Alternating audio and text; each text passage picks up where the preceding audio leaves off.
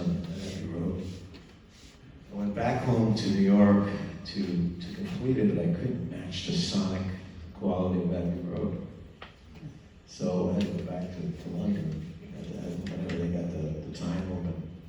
But before I went back, I rented a house out in the Hamptons just to spend some time alone to arrange the rest of the music. And so I saw this little ad in the paper, and I've never been out there before, but I always wanted to go, so I thought this would be a cool experience. And the guy says, you know, I normally don't rent my house, but you sound like a nice guy. And he goes, but if I rent it to you, you have to be really cool. He didn't know who I was, and I didn't really tell him. And he said, look, I'll call you back in a few minutes. Let me talk to my wife about this.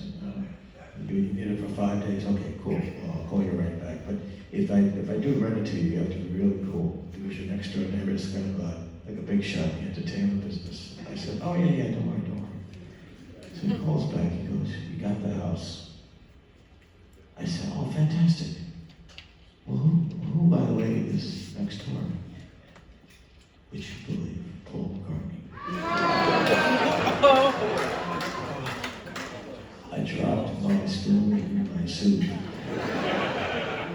I was in the middle of a restaurant, I told me, I just could not believe it. So the next day, it's like, what was the chance of that, right? There was a God.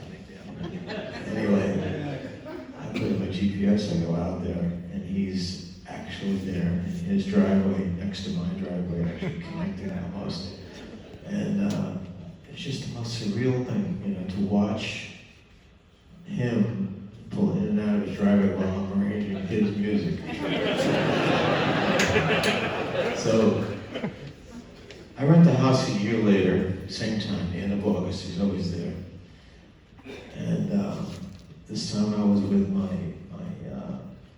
girlfriend, or fiance, I'm not sure what she was at the time, but she was at the beginning of our relationship. And she said, why don't you write him, you know, a couple of paragraphs, and just to tell him what you thought of his writing and the Beatles when you were growing up, because I grew up in the 60s, man. I saw that Sullivan Show, and it changed the world, you know.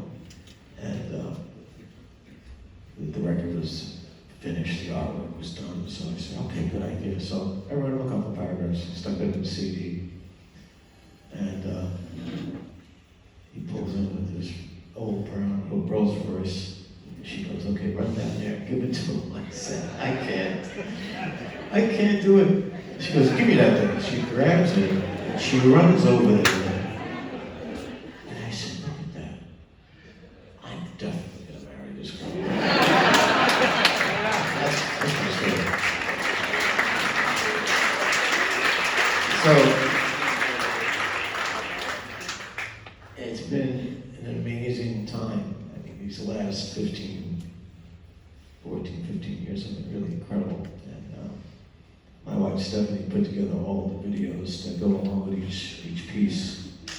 And,